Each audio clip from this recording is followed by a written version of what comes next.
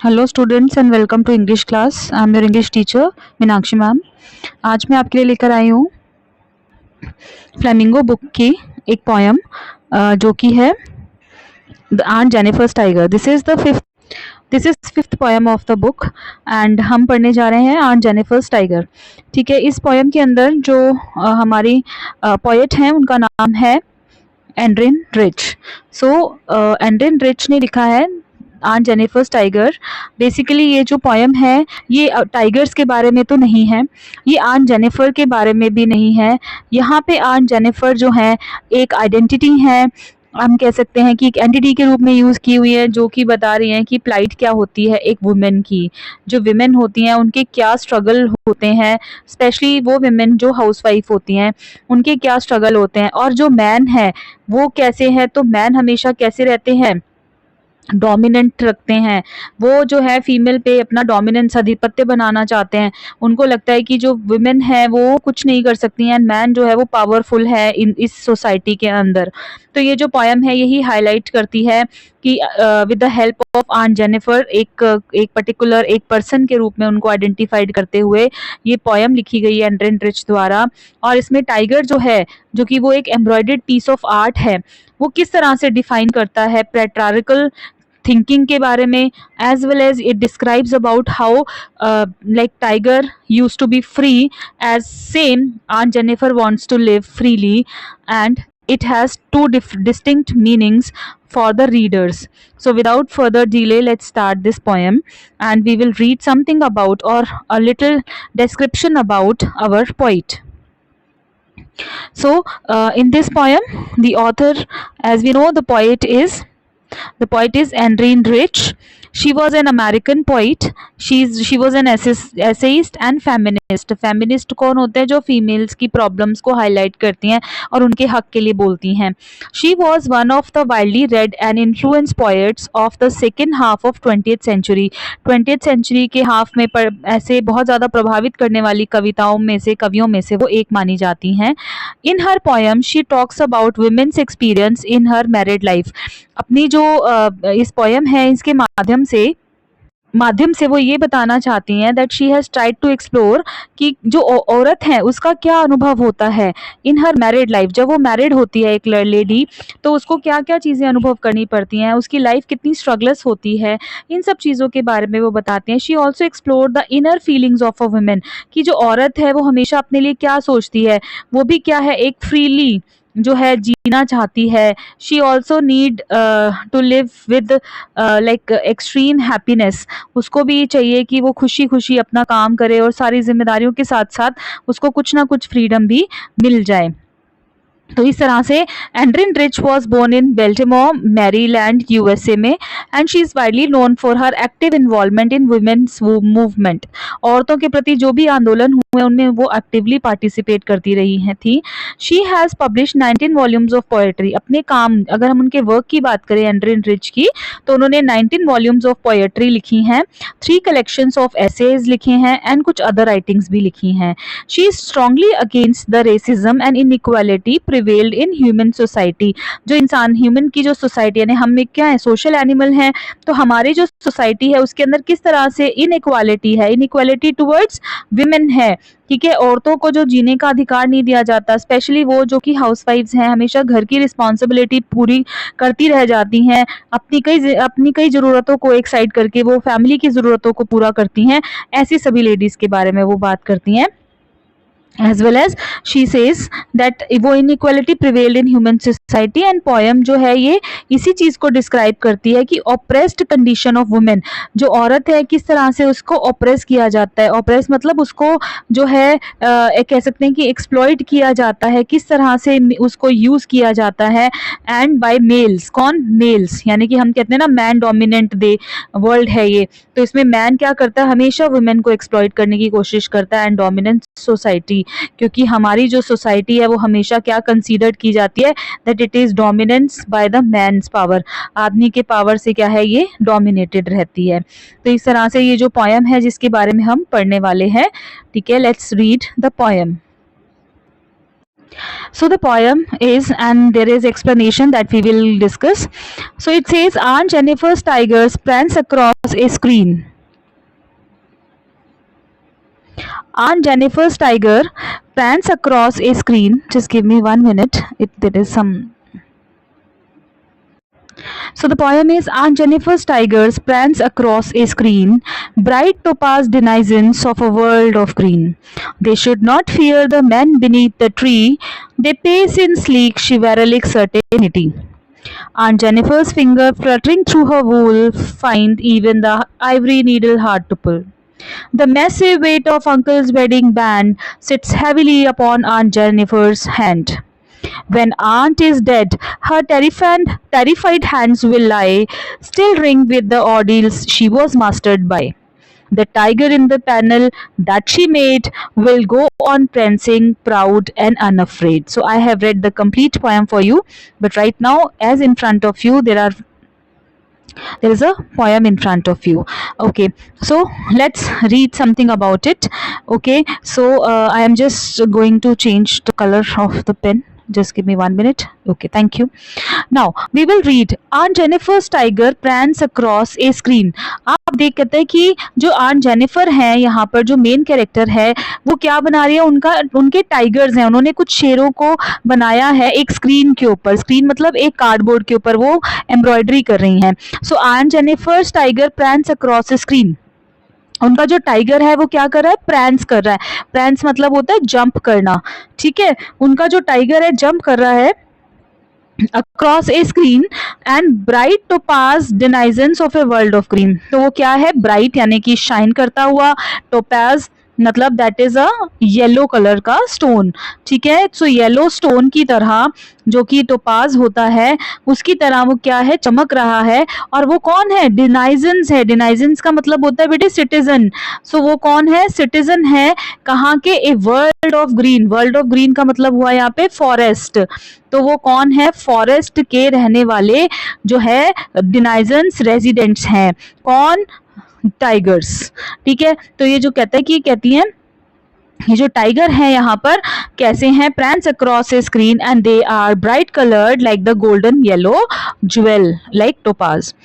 They are denizens, means dwellers, residents of green forest. They are not afraid standing under the tree. They, जो पेड़ के नीचे लोग खड़े हैं, ठीक है, they do not fear the men. वो आदमी जो लोग पेड़ के नीचे खड़े हैं उन्हें उनसे भी डर नहीं लगता. तो if it is asked they here is for tigers. ठीक है बच्चे, जो टाइगर्स हैं उन्हें कोई डर नहीं है. एंड दे पेस, अब यहाँ पर फिर से टाइगर के लिए दे वर्ड यूज किया. तो वो क्या करते हैं, they are groom, they are shining and running fast on the panel with confidence. Because अब वो कहते हैं कि यहाँ पर जो है here Aunt Jennifer has knitted images of tiger on the panel and do not have, they are not real और living tigers but the images of tigers are created by aunt on the panel with her on hands. अपने हाथों से जो है उन्होंने उसे बनाया है. The tiger represent her dreams. ना वो कहते हैं कि हर पेस. अब उसके बाद हम अगर इसको एक्सप्लेन करें लाइन वाइज तो वो ये है कि दे पेस. अब वो कैसे चल रहे हैं, pace means they put forth, अपना आगे बढ़ते हैं. कैसे, स्लीक, बहुत स्लीक तरीके से आगे बढ़ते हैं. स्लीक का मतलब वो स्मूथ तरीके से वो आगे चल रहे हैं. शिवैरलिक, शिवैरलिक का मतलब होता है कि बेसिकली शिवैरलिक को हम ब्रेव भी कहते हैं but on the other hand जो है हम शिवैरलिक में क्या लेके चलते हैं, शिवैरलिक को हम ऐसे भी कह सकते हैं कि वो लोग, वो आदमी जिनमें थोड़े एटिकेट्स होते हैं, who know how to deal with women in like, जैसे पहले के ज़माने में योद्धा हुआ करते या जो सिविल लोग होते थे उनके लिए भी ये वर्ड यूज़ किया जाता था, सर्टेनिटी, मतलब कि for certain things. That means कि जो मैन है beneath that is the part of the embroidery, they are also not fearing, they do not even have fear of tigers. तो इसमें क्या है, यहाँ पे वो बता रहे हैं कि आंट जेनिफर जो है tried to live in her own dream of free and afraid. तो वो क्या बनना चाहती है, अनअफ्रेड बनना चाहती है. तो इसीलिए वो क्या कर रही हैं, तो टाइगर रिप्रेजेंट करते हैं उनके सपनों को. And her desire is to be free from fear, और उनकी इच्छा है कि वो जो है सपने से आज़ाद रहें. ऑपरेशन जो उनके ऊपर जो है किसी तरह का उनके ऊपर जो जिम्मेदारियों का या शोषण संबंधित काम होता है, वो चीजें उनके साथ ना, उनकी लाइफ बहुत स्मूथ होनी चाहिए। तो इसीलिए वो क्या है, वो एक टाइगर्स बना रही हैं, because tigers are considered to be the king of forest. ठीक है, तो इसलिए उनको कोई डर नहीं होता, they use to be free, है ना, और हमेशा अनअफ्रेड रहते हैं हर चीज हर परिस्थिति से, इसीलिए शी मेड टाइगर्स। अदरवाइज जो पोएट है किसी और एनिमल को रिप्रेजेंट कर सकती थी, but she represented tigers only because they are considered to be the king और the or brave and fearless, that they live in the forest without having any fear. So she wants to show that she also wants to be free like tiger. Now let's now we read. Okay, in the second paragraph it says Aunt Jennifer fingers fluttering through her wool. अब कह रहा है aunt Jennifer की fingers हैं वो क्या कर रही है, फ्लटरिंग थ्रू हर वूल। फ्लटर का मतलब होता है शिवर करना। आंट जेनिफर के जो हाथ हैं वो क्या कर रहे हैं, शिवर कर रहे हैं थ्रू हर वूल, जो वूल उन्होंने ली हुई है। Even the ivory needle hard to pull, यहाँ तक कि जो आइवरी नीडल है यानी सलाइया जो उन्होंने पकड़ी है या सुई जो उन्होंने ली हुई है जिससे कढ़ाई कर रही हैं, वो उनके लिए क्या हो रही है, हार्ड टू पुल, उनके लिए उसको पुल करना, खींचना भी थोड़ा सा मुश्किल हो गया है। अब इन दोनों लाइनों के बाद ये क्यों हो गया है, ये जो दो लाइन्स हैं ये इसका कारण बताएंगी कि क्यों उनके हाथ कांप रहे हैं, क्यों वो ऊन और जो सुई है उसको अच्छे से खींच नहीं पा रही हैं। अब सेकेंड नेक्स्ट टू लाइन्स में उसका आंसर है क्यों, because the massive weight of uncle's wedding band sits heavily upon Aunt Jennifer's hand। क्योंकि जो जो मैसिव वेट है अंकल के वेडिंग बैंड की, यानी अंकल ने जब उनसे शादी की थी तब से अब तक जो जिम्मेदारियां वो निभाती आ रही हैं, she has been following all the she is fulfilling all the responsibilities. अब उसका जो वजन है वो कैसा लग रहा है उन्हें, मैसिव वेट, मैसिव मतलब काफी ह्यूज, वेट मतलब वजन लगना। एंड बिकॉज क्यों लग रहा है उसका भी ये रीजन है, उन्हें इसीलिए ऐसा लग रहा है because it sits heavily upon aunt Jennifer hand, क्योंकि आज तक भी अंकल की दी हुई जो वेडिंग बैंड है वो आंट जेनिफर ने पहनी हुई है। इट मीन्स आंट जेनिफर आज भी उसी तरह से क्या कर रही हैं, अपनी जिम्मेदारी को निभा रही हैं, उन्होंने अब तक भी पहनी हुई है, लेकिन वो कैसी हो चुकी है, सिट्स हैविली, अब उन्हें उनका वजन महसूस होने लग गया है because of the marital responsibilities जो अब तक वो निभाती हुई आई हैं। लेट्स सी कि what explanation can we have it here which I made for you. Yes, Aunt Jennifer hands are moving about her wool to create beautiful images, but the movement is not easy and smooth. Aunt finds every needle hard to pull through the wool because Uncle's wedding band seems very heavy on her hand. She feels burdened with her marital responsibilities. Aunt always fears from her husband. Her marital life is burdened for her. Through her this stanza, the poet wants to carry the fact that woman does not feel ease to carry marital life, क्योंकि एक औरत के लिए घर की जिम्मेदारी निभाना बहुत आसान नहीं होता है। इसीलिए आंट जेनिफर को जो वेडिंग बैंड अब इतनी हैवी लग रही है कि उनसे कढ़ाई भी नहीं की जा रही है, जस्ट बिकॉज यहाँ पे वो ये भाव देना चाहती है, the feeling that poet wants to give, that it is the responsibility which made her shiver the hands। अब the humor does not matter before her husband, और जो उसका हंसी मजाक है उसके हस्बैंड के लिए कोई मायने नहीं लगता। she feels so much subjected to the marital band is a burden on her. अब वो इतनी ज्यादा अपने शादी के बंधन में इतनी ज्यादा हो चुकी हैं कि अब इतनी जिम्मेदारियां निभाते निभाते अब उन्हें वो जिम्मेदारियां क्या लगने लगी हैं, एक बर्डन लगने लगी है। This is also with aunt Jennifer. ये क्या है, ये आंट जेनिफर को इसीलिए ऐसा लग रहा है कि वो अब जिम्मेदारियां उठाने वाली स्थिति में, पोजीशन में, she is not in that condition and position to take up the responsibility of the family anymore, because she, as it is mentioned, that she has been taking care of all the marital responsibilities, duties, ठीक है, that was on her shoulder, which made her fluttering the finger। Okay, now we will read the last stanza। So in the third stanza it says, when aunt is dead her terrified hands will lie, still ring with ordeal she was mastered by. Okay तो aunt जो है अगर मर जाती हैं, जब aunt मर जाएंगी, हर टेरिफाइड हैंड्स विल लाई, उनके जो डरे हुए हाथ हैं वो एकदम से लाए मतलब मूव करना बंद कर देंगे, they will stop moving. But still, ringed with ordeal, she was mastered by. Whatever the responsibility she has mastered by her husband, वो अभी भी वो ringed रहेंगे, circled रहेंगे with ordeals, मतलब unpleasant situations जो हैं उनके मरने के बाद भी उनके साथ ही चली जाएंगी, वो उन्हें हमेशा याद रखेंगी. जो भी डिफिकल्ट अनप्लेजेंट सिचुएशंस उन्होंने झेली हैं वो सब चीज़ें उनके साथ ही चली जाएंगी. बट क्या रह जाएगा पीछे? The tiger on the panel she made will go on prancing unafraid. लेकिन जो पैनल के ऊपर, पैनल मीन्स हुआ कार्डबोर्ड, ठीक है जी, जिस कार्डबोर्ड के ऊपर उन्होंने ड्राइंग बनाई, ये आर्ट बनाया है, पीस ऑफ आर्ट बना रही हैं जिसपे टाइगर्स बना रही हैं, वो टाइगर हमेशा कैसे रहेंगे? These tigers will remain prancing proud unafraid, हमेशा वो प्रैंस जंप करते दिखेंगे. प्राउड गर्व महसूस करेंगे, they will feel like honour and unafraid, और निडर जो है वो रह जाएंगे. So this is how this 4 line says कि आंट के जाने के बाद भी she will be confident with the unpleasant and painful experience because she is mastered by her husband.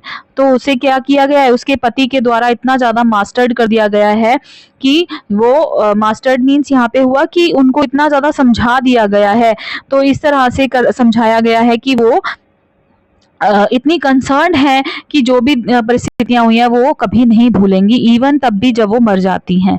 तो लेकिन जो टाइगर हैं, जो पैनल कार्डबोर्ड पे बनाए गए हैं, वो हमेशा जंपिंग करते दिखेंगे. They will always be proud, they will always be unafraid.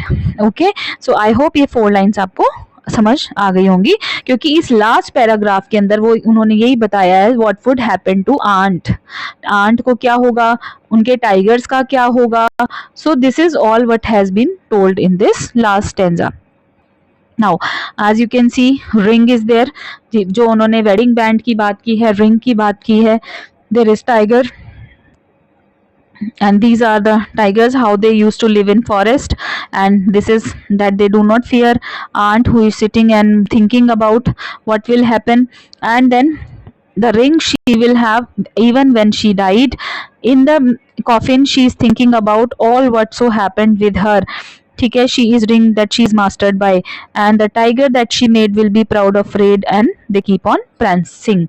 I hope with that you have understood this poem, and let's have a quick review of the poetic devices or the figure of speech used in this poem. Okay, so let's have a quick glance on the poetic devices which has been used here. Like Aunt Jennifer's tiger prance across the screen, bright topaz denizens of a world of green. So world of green, यहाँ पर अगर हम बात करें of world of green, world of green जो है यहाँ पे जो वर्ड लिया गया है, that is showing that this is a metaphor. ठीक है, and bright topaz this is also metaphor.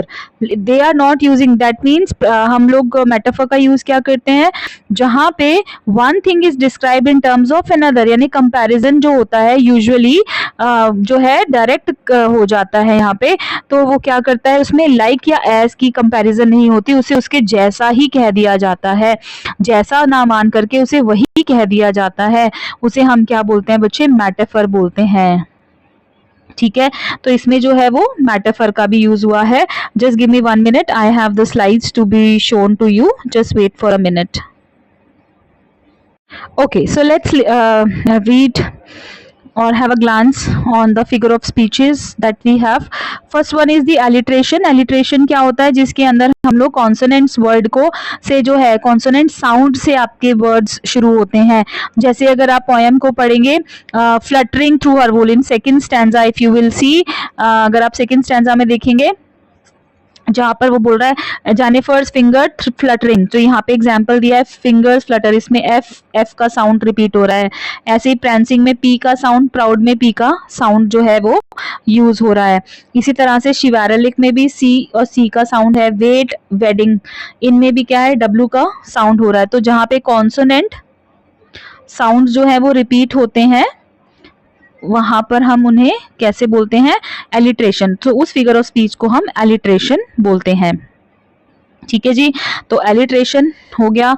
इसके बाद है मेटाफर। जैसे मैंने आपको बोला रिंग, जैसे इसमें हमने एग्जाम्पल लिया, इसमें फर्स्ट स्टैंजा के अंदर है ब्राइट, ठीक है, ब्राइट टोपस, ब्राइट टोपेज, ओके। और इसके अंदर है सेकेंड एग्जाम्पल लिया इसके अंदर वर्ल्ड ऑफ ग्रीन, ठीक है, वर्ल्ड ऑफ ग्रीन। तो ये क्या है, मेटाफर के एग्जाम्पल है। Bright topaz means yellow colour का स्टोन, ठीक है, येलो स्टोन के लिए बोला गया है। वर्ल्ड ऑफ ग्रीन जो है वो बेटा फॉरेस्ट के लिए कहा गया है। तो ये भी जो है वो किसका एग्जाम्पल है, मेटाफर का एग्जाम्पल है। Okay, now another example of it is ringed with ordeals. जो है इसमें क्या है, death would not free her even the wedding band, a symbol of operation and would be on her finger. So ringed with ordeals मतलब परिस्थितियों से वो हुई। तो ऐसे ही इसके अंदर और एग्जाम्पल है मेटाफर का। वैसे तो इसमें मेटाफर के मेन इंपॉर्टेंट यदि बात की जाए तो एक तो है bright topaz and A world of green, इनको बात करेंगे। नेक्स्ट हमने लेके चलना है यहाँ पर और मैं आपके साथ डिस्कस करती हूँ। Just give me 1 minute. Okay, तो इसके अंदर जो फर्स्ट पैराग्राफ है इसमें हमने देखा, पहले तो हम बात करें आंट जेनिफर के बारे में। Just give me 1 minute time. Okay, यहाँ पे आंट जेनिफर है ना, ये आंट जेनिफर क्या कर रही है, सिंबलाइज कर रही है, ठीक है। क्या सिंबलिज्म का इस्तेमाल किया गया, आंट जेनिफर को कैसे सिंबलाइज किया गया है, मैरिड वुमन के लिए, ठीक है। ये है सिंबलाइज का एग्जांपल। प्रेंस अक्रॉस स्क्रीन, अब ये जो इसमें है और सिंबलिज्म कौन है, टाइगर्स। यहाँ पे जो टाइगर्स हैं ये भी क्या है, सिंबलिज्म का एग्जाम्पल है बेटा। सिंबलिज्म का मतलब क्या हुआ कि वो क्या दर्शा रहे हैं, सिंबलाइज कर रहे हैं। तो इसमें हम दो ले सकते हैं, एक तो मेल डोमिनेंस, ठीक है, और जो दूसरा एग्जाम्पल हम इसमें कर सकते हैं कि सिंबलाइज क्या करता है, फ्री लाइक फ्री स्पिरिट, एक आजाद आत्मा को भी जो है रिप्रेजेंट सिंबलाइज करता है टाइगर्स वर्ड, ठीक है। इस तरह से आगे और देखें, bright topaz and word of green, ये दोनों जो वर्ड हैं ये क्या है बेटा आपके, ये मेटाफर है, ठीक है। मेटाफर क्या होता है, जिसके अंदर हम डायरेक्ट कंपेयर कर देते हैं। जैसे मैंने कहा कि it is like bright topaz, मतलब वो उसके जैसा है, यानी कि उसकी रिप्लेसमेंट है। लेकिन जब हम उसे डायरेक्टली ही कंपेयर कर देते हैं, उसे वही मान लेते हैं, तब हम उसे क्या बोलते हैं, वो मेटाफर होता है, ठीक है। जैसे ब्राइट टोपाज बोल दिया, जो हमारे शेर हैं उनको क्या बोला, ब्राइट टोपज हैं ये। डिनाइजेंस का मतलब वो रेजिडेंट्स हैं। वर्ल्ड ऑफ ग्रीन का मतलब वो फॉरेस्ट। सो यहाँ पे वर्ड ऑफ ग्रीन क्या है, यहाँ पे इसका मतलब है forest. Like forest, like word of green नहीं है, वर्ड ऑफ ग्रीन ही है, यानी कि फॉरेस्ट ही है जिसे वर्ल्ड ऑफ ग्रीन कहा जा सकता है, इसके जैसा नहीं कहा जा सकता। सो जब हम डायरेक्ट कंपेयर नहीं करते, जब डायरेक्ट कंपेयर करते हैं without using like and as, तो हम उसे क्या बोलते हैं, मेटाफर बोलते हैं। Bright topaz and world of green इसमें मेटाफर का एग्जाम्पल है। सॉरी। नेक्स्ट इसमें एग्जाम्पल हम देखते हैं एलिट्रेशन का। ये जो दो एग्जाम्पल है ना, ये एलिट्रेशन के हैं। इसमें भी सी का साउंड है, इसमें भी सी है। तो जहां पर भी हम लोग कॉन्सोनेंट साउंड लेते हैं, ठीक है, उसे हम क्या बोलते हैं, एलिट्रेशन बोलते हैं, ठीक है। एलिट्रेशन, उनको हम एलिट्रेशन बोलते हैं, ठीक है। तो ये एग्जाम्पल है इसमें फर्स्ट पैराग्राफ के अंदर। तो आइए अब देखते हैं सेकेंड पैराग्राफ के अंदर। Just give me 1 minute. Second paragraph के अंदर अगर हम देखें तो यहाँ पे है फिंगर फ्लटर्स, ये भी फिंगर एंड फ्लटर्स, ये दोनों क्या है, एफ का साउंड है, एलिट्रेशन आ गया दोबारा से। अब ये जो नेक्स्ट दो लाइंस हैं, find it hard to pull, ये जिसको मैं अंडरलाइन कर रही हूँ, ठीक है, कि फाइंड इट, मैं दोबारा से कर देती हूँ यहाँ पे अंडरलाइन, कि find even hard to pull massive weight of uncle's wedding band. तो ये दोनों हैं। इसमें एक तो कह रहा है even ivory needle hard to pull, देखो नीडल इतनी हल्की छोटी सी चीज है जिसे हम खींचे तो बहुत आसानी से आ जाती है, और दूसरी तरफ कह रहा है कि जो वेडिंग बैंड है और उसका वेट बहुत ज्यादा है, यानी कि इसमें बहुत बहुत ज्यादा एक्स्ट्रा की किसी की बात करें तो ये जो दोनों लाइन है जिसमें बहुत बात बढ़ा चढ़ाकर कही गई है, दिस इज हाइपरबोली। ठीक है, ये इसमें क्या है, हाइपरबोलिक का यूज हुआ है इन 2 लाइंस के अंदर। अगर आपका 1 मार्क का क्वेश्चन आता है कि what are these line suggest, कौन सी है, तो इसमें ये हाइपरबोली है। ठीक है, कि बहुत हाइपर मतलब बहुत ज्यादा बढ़ा चढ़ा के अपनी जो सिचुएशंस है या बात है उसको रखा गया है, दैट इज कॉल्ड हाइपरबोले। ठीक है, तो फ्लटरिंग थ्रू आ गया। इसके अलावा जो है और देखें, अगर हम एग्जांपल्स देखें इसके अंदर तो अगर हम लोग देखें वैसे अगर हम फिर से एक बार अगर यदि ध्यान देंगे तो देखते हैं और कुछ मिल सकता है हमें। तो इसमें हम देखते हैं, हाँ इसमें हम और क्या देख सकते हैं, नेक्स्ट पे आ जाते हैं। ठीक है, नेक्स्ट पैराग्राफ में अगर हम आते हैं तो एक बार उस पर भी देख लेते हैं कि अगर हमारे पास कोई है तो। Just give me 1 minute time. तो इसमें हम देखें और क्या है इसके अंदर in second paragraph. Okay that's it. तो अब हम देखते हैं अगले पैराग्राफ के अंदर हमें क्या मिल सकता है। नेक्स्ट पैराग्राफ में अगर हम मूव करें तो we can see When aunt is dead, her terrified hands will lie. Her terrified hands, ठीक है, इसको अंडरलाइन करेंगे। इसके अलावा we will use the word ringed। ठीक है, ये भी बताऊंगी आपको कि क्या है इसमें, कौन सी फिगर ऑफ स्पीच का यूज हुआ है। हाँ, प्राउड एंड prancing, एलिट्रेशन का यूज हो गया। ठीक है, और कोई वर्ड है इसके अंदर, yes, the tigers in the panel that she made, the tigers in the panel that she made. चलिए, टेरिफाइड हैंड्स, सबसे पहले हम इसी की बात कर लेते हैं। टेरिफाइड हैंड्स बेटा यहाँ पर क्या है, 2 इसमें यूज हो रही है। वन इज ट्रांसफर्ड एपिथेट, ठीक है, सेकेंड जो इसमें यूज हो रही है सिंडॉकी का यूज हो रहा है। ठीक है, मैं दोबारा से क्लियरली लिख देती हूँ, 1 मिनट। इसमें है टेरिफाइड हैंड्स जो हैं, टेरिफाइड हैंड्स जो यहाँ पे यूज हुआ है दैट इज ट्रांसफर्ड एपिथेट। ठीक है जी, TRANSFERRED। Just give me 1 minute. Transferred epithet.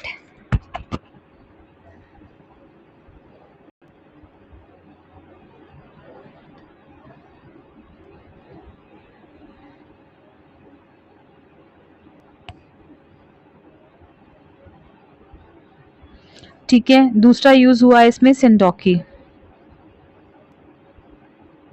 ठीक है जी, अब देखो जो ट्रांसफर्ड एपिथेट है, एपिथेट का मतलब होता है वर्ड।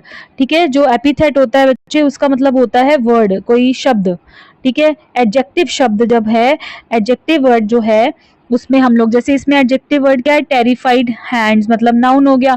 जब ये हैंड्स जो है, जो वर्ड टेरिफाइड है, ये हैंड के लिए ना लग करके जो है वो किसी और के लिए यूज हो रहा है। Terrified stands for the persons, but जो क्वालिटीज क्या है वो हैंड्स है यहाँ पर।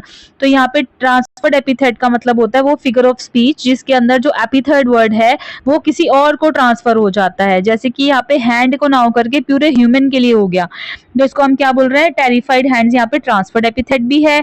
अगर क्वेश्चन में आपसे आ जाता है कि इसमें से ये सिंडॉकी क्यों है, क्योंकि यहाँ पर हम हैंड्स को एज अ होल यूज कर रहे हैं, यानी कि सिर्फ हैंड हाथ के लिए ही नहीं यूज कर रहे, पूरी बॉडी के लिए यहाँ पर डिनोट कर रहे हैं, पूरी बॉडी को डिनोट कर रहे हैं ये हैंड्स। तो इसलिए ये क्या है, सिंडॉकी का एग्जाम्पल है। और क्योंकि ये वर्ड हैंड्स जो है ट्रांसफर्ड हो गए हैं, किसी और को बता रहे हैं, यानी कि पूरी बॉडी को बता रहे हैं, ये ट्रांसफर हो गया ये वर्ड, तो इसको हम क्या बोल रहे हैं, ट्रांसफर्ड एपिथेट बोल रहे हैं। आई होप मेरी बात से आपको समझ में आ रहा हो कि ट्रांसफर्ड एपिथेट और उसमें क्या डिफरेंस हो सकता है। ओके, नेक्स्ट हम देखते हैं कि सेकंड मैंने आपको जो इसमें बताया था दैट वाज पर्सोनिफिकेशन। ठीक है, पर्सोनिफिकेशन क्या होता है, पर्सोनिफिकेशन जो है ये वो वर्ड होते हैं जिसमें हम इनएनिमेट ऑब्जेक्ट को ह्यूमन क्वालिटीज दे देते हैं। तो ऐसे जो शब्द होते हैं उनको हम क्या बोलते हैं, जिसमें हम लोग ह्यूमन क्वालिटीज देते हैं इनएनिमेट ऑब्जेक्ट को। जैसे कि हमने बोला टाइगर्स, जैसे हमने बोला tigers in the panel that she made. अब जो टाइगर्स जो उसने पैनल पे बनाया, यानी कि इन टाइगर्स के अंदर जो जान तो कोई भी नहीं है। ठीक है, अगर हम वैसे देखें तो इन टाइगर्स में जान तो नहीं है, तो इसीलिए क्या है, tigers that she made on the panel. तो ये किसका एग्जाम्पल है बेटा, पर्सोनिफिकेशन का। ठीक है, ये एग्जाम्पल है पर्सोनिफिकेशन का। मैं दोबारा से इसमें लिख देती हूँ, that is example of personification. ये पर्सोनिफिकेशन का एग्जाम्पल है। ठीक है, जब हम इनएनिमेट ऑब्जेक्ट को देते हैं, जैसे टाइगर पैनल पे बने हैं, यानी कि वो नॉन लिविंग है वहां पे, वो तो एक आर्ट पीस है जो उसने वहां पे बनाए हैं। ठीक है, ये क्या हुआ एग्जाम्पल, आपका पर्सोनिफिकेशन का एग्जाम्पल हो गया। इसके अलावा एक एग्जाम्पल और है, विल गो ऑन प्रेंसिंग, ये भी जो है आपका पर्सोनिफिकेशन का है, यानी कि जब वो है ही नहीं, है ना, जब वो है ही इनएनिमेट ऑब्जेक्ट, तो यहाँ पे एम्ब्रॉयडरी जो है, टाइगर्स जो है, एम्ब्रॉयडरी टाइगर जो है, आर गिवन ह्यूमन कैरेक्टरिस्टिक्स। ठीक है, तो यहाँ पे क्या है, जो टाइगर हैं जो इनएनिमेट है, या ये कह सकते हैं कि जो टाइगर बनाया है वो एम्ब्रॉयडरी टाइगर है, रियल टाइगर नहीं है। इसीलिए इस लाइन को भी हम पर्सोनिफिकेशन कहेंगे, क्योंकि जो एम्ब्रॉयडरी टाइगर्स है वो प्राउड, अनअफ्रेड और ये सब उसमें ह्यूमन, उसमें जो है उनको क्वालिटीज दे दी गई हैं, कैरेक्टरिस्टिक्स दे दी गई कि प्राउड होना, जंप करना, अनअफ्रेड रहना, तो ये क्वालिटीज दे दी है। इसलिए ये दो लाइंस हैं, ये आपकी पर्सोनिफिकेशन की भी लाइंस हैं। ठीक है, ओके, तो इसमें दूसरा एग्जाम्पल है, दैट इज रिंग्ड। ये जो वर्ड है ना, रिंग्ड, सॉरी, जो यहाँ पे वर्ड है ना रिंग्ड, ये देखिए रिंग, यहाँ पे जो रिंग्ड वर्ड है बेटा, इसके भी जो इस ये जो है ये पन का एग्जाम्पल है। दिस इज कॉल्ड पन। पन क्या होता है, जब एक वर्ड के दो मीनिंग हो जाते हैं। जब एक वर्ड का एक मीनिंग का मतलब हुआ यहाँ पे जो पहनी हुई अंगूठी है, ठीक है, और जो दूसरा मीनिंग है यहाँ पे सर्कल्ड, ठीक है, किसी चीज से घिरा हुआ होना, तो ये भी पन एग्जाम्पल है। That means a figure of speech which involves a play upon words, खेलों शब्द के साथ खेल लिया जाना। जैसे ringed with ordeal she was mastered है, यहाँ पे वेडिंग रिंग के लिए डिनोट किया है, और दूसरा जो है वो है सराउंडेड बाय डिफिकल्टीज के लिए इस्तेमाल किया है, कि दैट शी इज सर्कल्ड और सराउंडेड बाय डिफिकल्टीज। ठीक है, इसलिए जो है यहाँ पे रिंग्ड वर्ड जो है ये भी पन का एक एग्जाम्पल है। ठीक है, इस तरह से आई होप कि ये सब समझ में आया। इसके अलावा इमेजरी का भी इस्तेमाल हुआ है, जैसे कि अगर हम लोग फर्स्ट एंजा को अगर हम पढ़ते हैं, तो हम फर्स्ट एंजा में क्या देख सकते हैं, हम फर्स्ट एंजा में देखें तो हमें ये देखने को मिलता है कि जैसे उन्होंने यहाँ पे इमेजिनेशन क्रिएट करी है, कि bright topaz denizens of a world of green, की उन्होंने कहा ये जो लाइन है आपकी, इसमें जो ये लाइन है जिसमें वो ये कह रहा है कि bright topaz denizens of a world of green, ये क्या है, ये इमेजरी का एग्जाम्पल है। ठीक है, क्योंकि जब आप इसे बोल रहे हो कि वो येलो कलर के हैं डिनाइजन, एक दिमाग में पिक्चर क्रिएट हो रही है। ठीक है, उसके अलावा they do not beneath the tree, ठीक है, ये जो दो लाइनें हैं ये आपको किसकी बता रही है, इमेजरी की एग्जाम्पल है। ठीक है, उसके अलावा अगर हम बात करें कि सेकंड पैराग्राफ के अंदर है, the massive weight of uncle's wedding band, ठीक है, sits heavily upon aunt Jennifer's hand, ये भी क्या है, इमेजरी का एग्जाम्पल है। ठीक है, ये भी इमेजरी का एक एग्जाम्पल है। ठीक है, इसके अलावा और है रेपिटिशन, हाँ कुछ वर्ड रेपिटिशन है। क्या रिपीटेड वर्ड्स हैं वो देख लेते हैं क्विकली। रिपीटेड वर्ड इसमें है दे, तो इसमें जो दे वर्ड है वो क्या हुआ है, रिपीट हो रहा है, तो ये रेपिटिशन के एग्जाम्पल है। ठीक है जी, आई होप कि आप सबको ये समझ में आ रहा है अच्छे से, क्योंकि ये फिगर ऑफ स्पीचेस करना इंपॉर्टेंट है, सीबीएसई एग्जाम के पॉइंट ऑफ व्यू से करना बहुत ज़रूरी है। ठीक है जी, सिंबलिज्म मैंने आपको बता दिया, aunt Jennifer's tiger prancing across screen sits heavily, इस तरह से फिंगर फ्लटर है, ये सब चीज़ें क्या है, सिंबलाइज कर रही हैं। ठीक है, जैसे कि अगर मैं यहाँ पर आपसे बात करूँ कि जो टाइगर है, जैसे कि हम यहाँ पे बात करें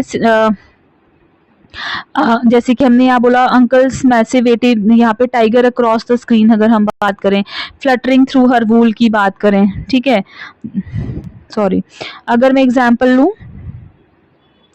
fluttering massive weight of uncle fluttering through her wools, ठीक है, इस तरह से अगर हम एग्जाम्पल ले रहे हैं, काफ़ी सारे एग्जाम्पल है जो सिंबलिज्म को भी बताते हैं, सिंबल करते हैं, समझाने की कोशिश करते हैं। जैसे अगर मैं यहाँ पे बात करूँ, जो टाइगर है, ठीक है, जो यहाँ पे टाइगर की बात की जा रही है, वो एक सिंबल ही है।